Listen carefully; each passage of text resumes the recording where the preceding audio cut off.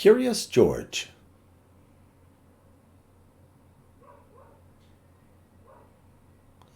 This is George. He lived in Africa. He was a good little monkey and always very curious. One day George saw a man. He had on a large yellow straw hat. The man saw George, too. What a nice little monkey, he thought. I would like to take him home with me. He put his hat on the ground, and of course George was curious. He came down from the tree to look at the large yellow hat. The hat had been on the man's head. George thought it would be nice to have it on his own head. He picked it up and put it on. The hat covered George's head. He couldn't see. The man picked him up quickly and popped him in a bag. George was caught.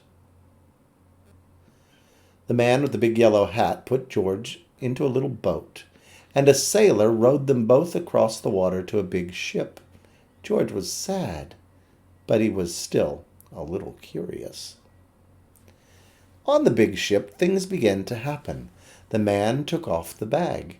George sat on a little stool, and the man said, "George, I am going to take you to a big zoo in a big city. You will like it there. Now run along and play, but don't get in trouble."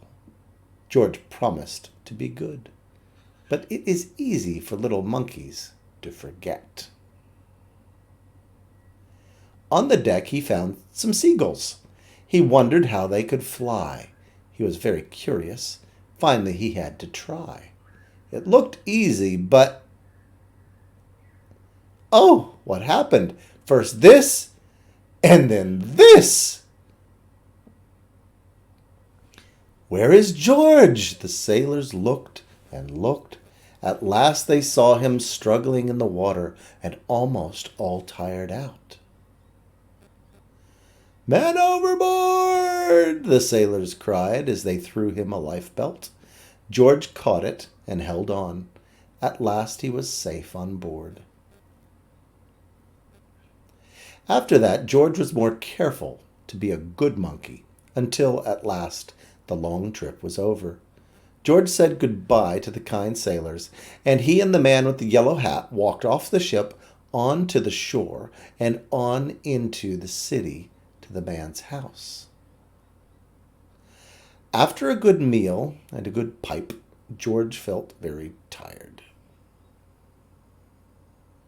He crawled into bed and fell asleep at once.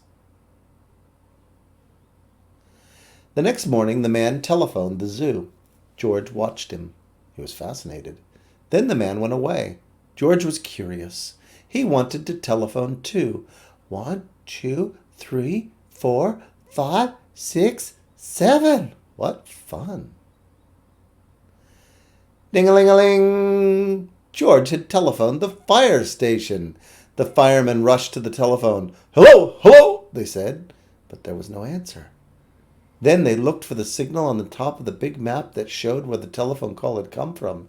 They didn't know it was George. They thought it was a real fire.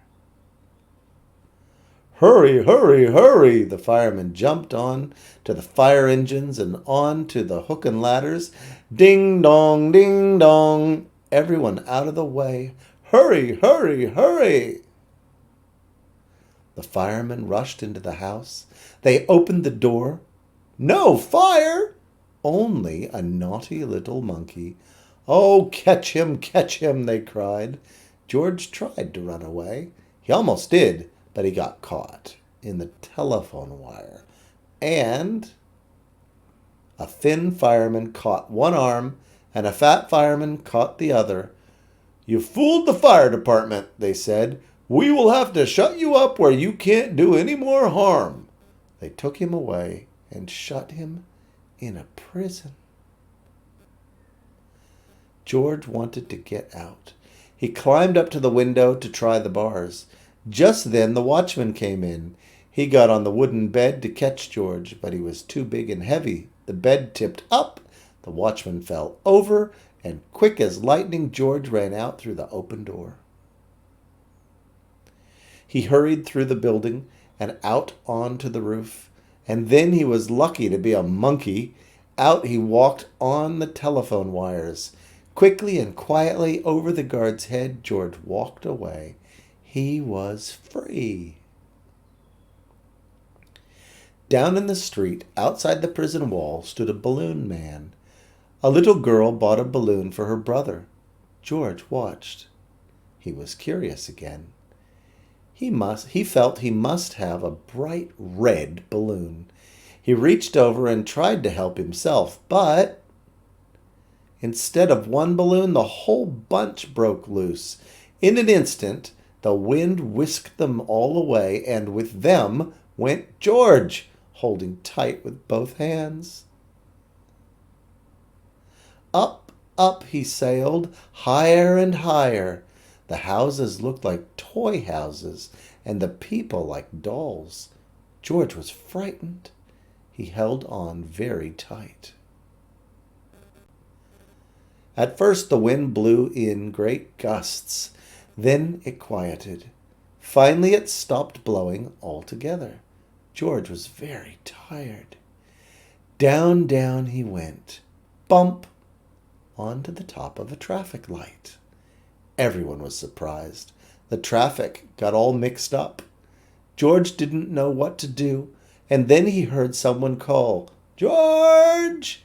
He looked down and saw his friend, the man with the big yellow hat. George was very happy. The man was happy too. George slid down the post, and the man with the big yellow hat put him under his arm. Then he paid the balloon man for all the balloons. And then George and the man climbed into the car, and at last away they went. To the zoo! What a nice place for George to live.